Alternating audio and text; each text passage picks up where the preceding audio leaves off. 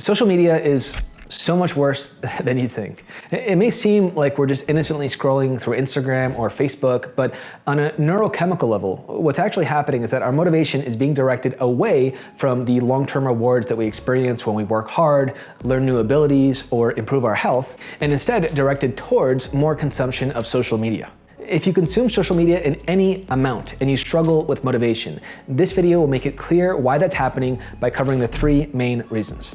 At the very end of the video, I'll also show you how I'm able to instead maintain extremely high levels of motivation with everything that I do. Let's begin. Number 1, social media is a dopamine machine. So if you struggle with any sort of motivation-related issue, procrastination, drugs, sex, masturbation, if you feel more motivated towards those things than you do towards getting work done or improving yourself, then you really need to understand how dopamine works. Dopamine is the neurochemical that our bodies release to motivate us towards the things that it believes are important for our survival. When we're hungry, our brain releases dopamine to motivate us to go find food. If it didn't, we would starve to death. Literally. When scientists stopped the release of dopamine in mice, it caused the mice to stop eating altogether. They just sat there, doing absolutely nothing. Now, here's the problem.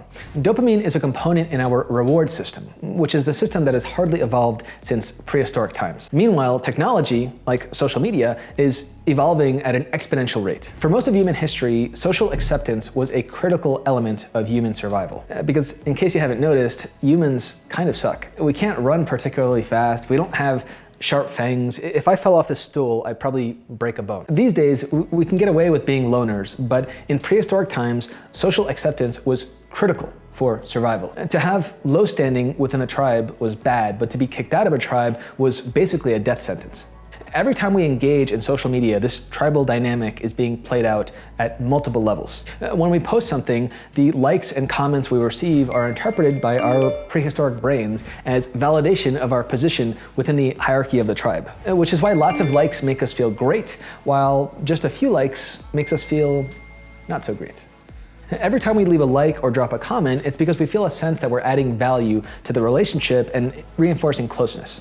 This also creates reciprocity because by liking other people's posts, it's been proven that we significantly increase the chances that they're going to like our posts in return. Social media spends hundreds of millions of dollars to understand all of this so that it can hijack our dopamine system to motivate us to continue consuming more and more social media. This is why, for example, whenever we post something, everyone who follows us won't see the post immediately. Instead, social media will throttle the number of people who see the post to basically spread out engagement over a 48+ hour period to get the maximum impact with respect to how it's affecting our reward system. It's like an IV drip of small rewards that can quickly become the principal reward that we feel motivation towards. Number 2, social media is a supernormal stimuli.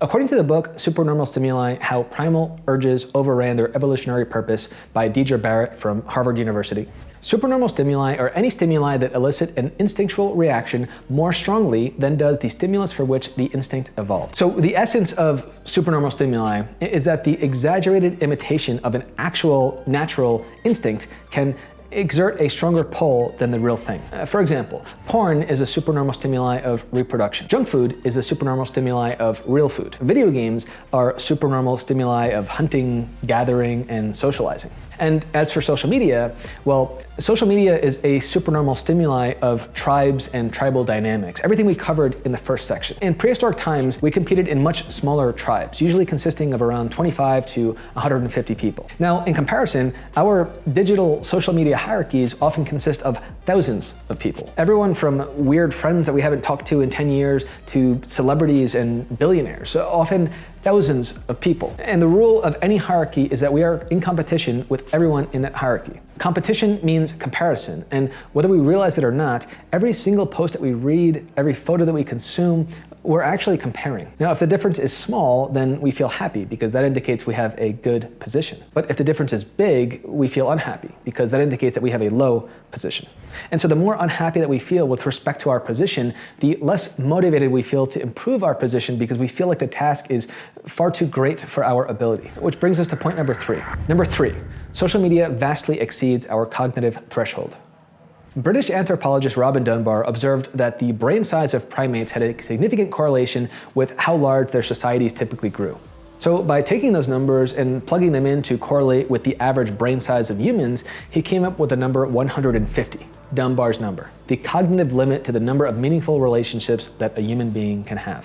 Having more than 150 friends causes a cognitive overload that reduces our ability to operate optimally. Social media often connects us to thousands of people, which is way beyond our cognitive threshold and severely impairs our ability to operate at optimal levels. Our social network is itself a hierarchy, and is probably the one that has the most influence within our lives. When it becomes too large or varied, we feel less motivation to climb it because we feel overwhelmed by it, usually in the form of anxiety or feeling like we're lost or in a situation that's hopeless because of how small and insignificant we feel when considered within the massive scale of that hierarchy. Social networks represent social interaction on a scale that we never evolved to manage efficiently or effectively.